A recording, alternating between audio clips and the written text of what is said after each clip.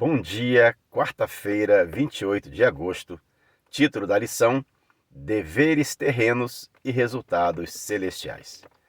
É muito bom ter a sua companhia cada manhã no estudo da Palavra de Deus. Eu espero que você curta e compartilhe este conteúdo para que mais pessoas também recebam estas revelações. Questão de número 5. O que ocorreu nos relatos citados em Marcos 12, 13 ao 27? E que verdades Jesus ensinou? Durante 3 anos, aproximadamente, os espiões enviados pelo Sinédrio tinham seguido Jesus por quase todos os lugares. E nesse texto não aconteceu diferente. Diz Marcos 12, 13, e enviaram-lhe alguns dos fariseus e dos herodianos para que o apanhassem em alguma palavra. Os fariseus eram nacionalistas fervorosos e se opunham tanto a Herodes como a César, enquanto que os herodianos formavam um partido político judeu que apoiava a Herodes Antipas e colaborava com o governo romano.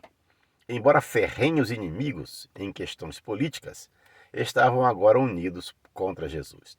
E nessa ocasião, os herodianos seriam testemunhas da resposta de Jesus à pergunta: é lícito pagar tributo a César ou não? Recusar-se a pagar impostos poderia ser considerado rebelião contra o governo romano, uma ofensa grave. Rapidamente o acusariam caso mostrasse a mínima insinuação de deslealdade ao governo. Mas Jesus o surpreendeu, negando-se a ficar do lado de qualquer das duas partes do dilema. Não se tratava de um assunto sobre o qual pudesse se dar uma resposta totalmente em favor de um lado ou de outro. Era preciso levar em conta as obrigações pertinentes aos dois. Ele apresentou o princípio fundamental que determina a relação do cristão com o Estado. Não se deve desatender os justos reclamos do Estado, do governo, porque existe aquilo que é de César. César, isto é, os governos terrenos, eles não têm direito de interferir na autoridade de Deus, que é a suprema. Portanto, a lealdade máxima ao cristão deve ser para com o Senhor, porém coopera com as autoridades superiores porque foram estabelecidas por Deus. Romanos 13, verso 1. O pagamento do tributo a César não era contrário à lei de Deus, como pretendiam os fariseus. Porém, há certas coisas nas quais os governos terrenos não têm direito de interferir, e nesses casos, antes importa obedecer a Deus do que aos homens. Atos 5, 29.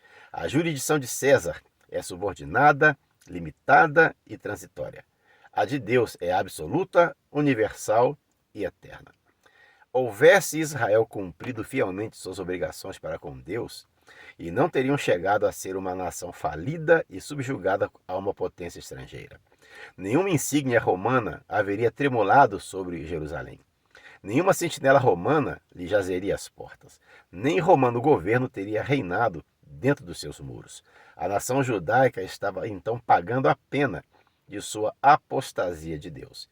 Desejado de todas as nações, página 602. A seguir, houve uma controvérsia sobre a ressurreição dos mortos. Os saduceus eram um grupo formado por sacerdotes que aceitavam como escrituras apenas os 5 livros de Moisés. Eles não acreditavam na ressurreição. E ao aproximar-se de Jesus, tinha o propósito de colocá-lo em apuros com uma pergunta que sempre tinha servido para confundir os fariseus, os quais acreditavam na ressurreição. Os saduceus citaram, em essência, a lei do levirato, lá em Deuteronômio 25, do verso 5 a 6. Segundo esta, se uma mulher ficava viúva sem ter filhos, o irmão do falecido marido devia casar-se com ela.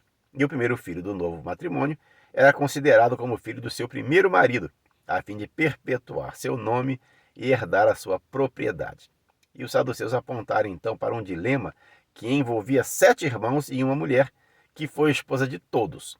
Na ressurreição, perguntaram de qual deles ela seria a esposa. E essa pergunta, ela não tinha implicações políticas como a questão do pagamento do tributo a César. Estava dentro da esfera teológica especulativa. Entretanto, se Cristo não desse uma resposta satisfatória, rebaixaria a elevada estima que as multidões nutriam sobre ele, porque estas o consideravam como profeta. Mateus 21, verso 46. Jesus então rebateu o argumento em duas etapas, referindo-se às Escrituras e ao poder de Deus. Primeiro, indicou que não haverá casamento no céu.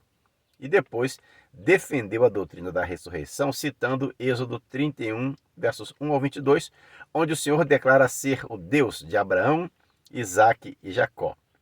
Que honra poderia haver em ser um Deus de mortos, pois Abraão, Isaque e Jacó já haviam morrido quando Deus apareceu a Moisés na sarça ardente.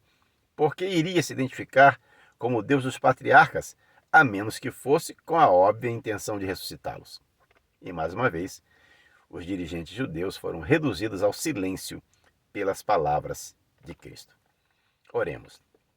Bondoso Deus, fala ao nosso coração e mente nesse dia, para que cumpramos toda a tua vontade.